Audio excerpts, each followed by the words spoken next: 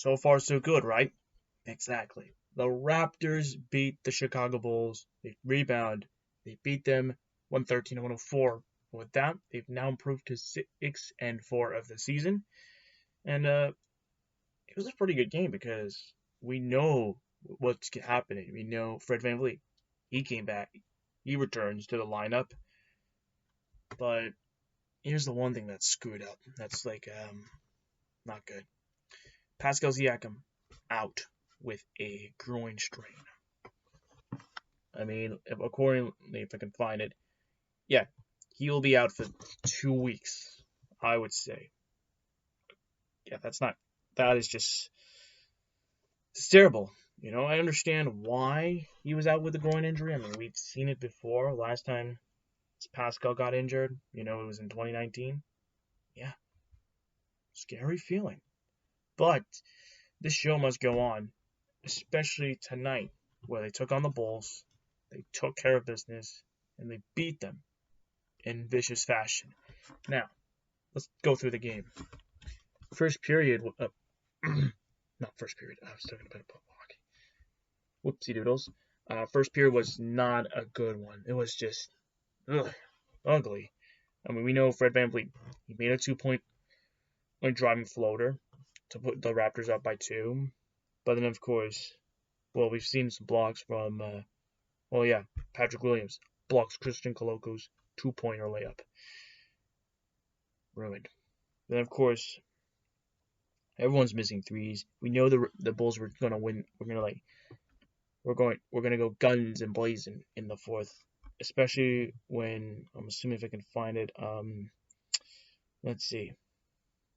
DeRozan makes a 2-pointer finger roll up layup, and thought that was like, hey, that should have been an and one. It was an and one, but then you review it. So far, it was not a and one. It was a no foul on VanVleet, thank God, because you don't want to be on foul trouble. And you better not be on foul trouble because I swear to God, that's the main reason why we lost. Because that's stupid foul trouble. Because of stupid fouls.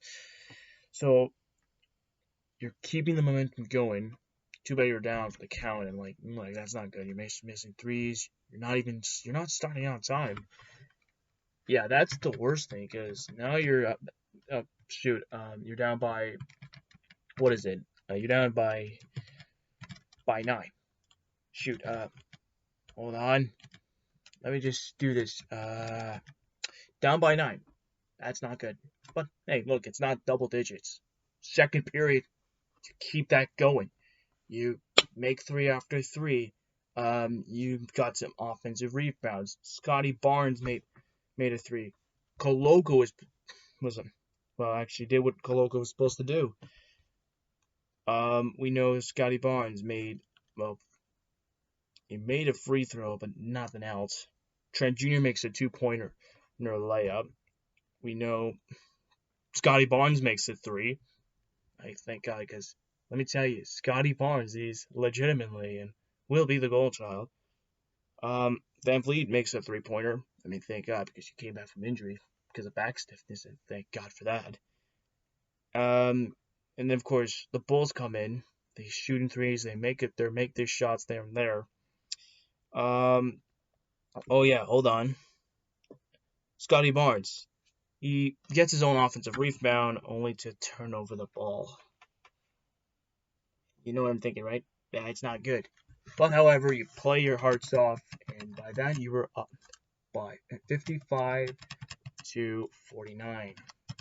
Anything can happen because you're up by 6. That's good. I mean, and that is until the third period where the Raptors start turning over the ball. However, you're making your threes, made some shots. Christian Coloco makes an alley-oop layup from Fred VanVleet. You're playing like you mean it. We know Gary Trent Jr. made a 2-pointer floater to get his and one, and there you go. You're playing pretty good. That was until when you turn over the ball within that's when you play slop, and that wasn't fun. Yeah, it wasn't pretty good because within minutes, you let oh my God, what is it? Scotty Barnes gets a foul. DeRozan makes a 2-pointer layup, make it like an and one situation. Then Dragic makes a 3-pointer. I'm like, Really? A three-pointer? That's not good. And of course, the Bulls start, the Raps turn over the ball, and Alex Caruso misses the three. Thank Lord. If you made that shot, we would have been done for. But you're up by one. Let's get that straight. You're up by one. That's better than being down by like, you're up 83-82. Now, imagine if that three happened. We would have been down by two at this point. But you're up by one. So that's good. And then that's when the fourth quarter just starts. Oh boy, darts. Because, oh boy. Gary Trent Jr. misses a three. Achua misses a three. That's not good. Oh my god. Patrick Williams blocks Chris Boucher's two-pointer layup. Oh god. And then, of course, Boucher turns over the ball. Oh god, that's not good. Boy. Everyone's just putting up silly fouls. You just don't do what you're supposed to do. But however, I said to myself, we were down, it was 82-83 or something like that. Yeah, we would have been down for the count. That would be pretty bad. But however, the Raptors found their mojo. They did what they're supposed to do. They played their hearts off. Making threes. Fred VanVleet was astonishing. He was lights out. Scotty Barnes did what Scotty Barnes did. He was phenomenal. He shot more than anyone else. I know what happened. I mean, we know for a fact that OG Anunoby misses a three-pointer, but Scotty Barnes puts back the layup. He gets a rebound, and just like that, you're on top of the world. We know Scotty Barnes makes a two-pointer cutting dunk. I mean, it was the golden child for a reason. Golden child alert. That's what I'm talking about. Anunoby makes a two-pointer reverse dunk. Okay, that's good. I think it came from it was like a three-pointer, I'm assuming. Maybe. Actually, hold on. Yeah, there you go. There's your answer. Oh, yeah, right. Within 51 seconds, Fred VanVleet misses a three, but then OG Anunoby makes the two-pointer dunk. And you're feeling pretty good. You never look back, and you did just fine. That's pretty good. Feel good. It was pretty good because, look, you want to beat against the Chicago Bulls, don't you? So you do what you're supposed to do. You beat the Bulls. You never look back. Let's talk about this game. Let's talk about the stats quick. Go through the stats real quick. Field goal percentage. Toronto had 42% field goal range, 44 to 103. That wasn't good. Chicago had 45% up from field. It went 40 from 88 from field goal range. Chicago was the better team, making a three-pointer, making more threes. 13 out of 36 threes, and the Raps 10 out of 37. Look, it wasn't pretty. So free throws, at least you did something. But 15 out of 20 for free throws, 75%. Not bad. 11 out of 13 for Chicago. Ooh, you made them look pretty good. Rebound wise, we know the Raptors had 52 rebounds, 23 offensive rebounds, 28 assists, 11 steals, 10 blocks. They made 9 turnovers, and life good. We can talk about the personal fouls all you want, but we won't count them.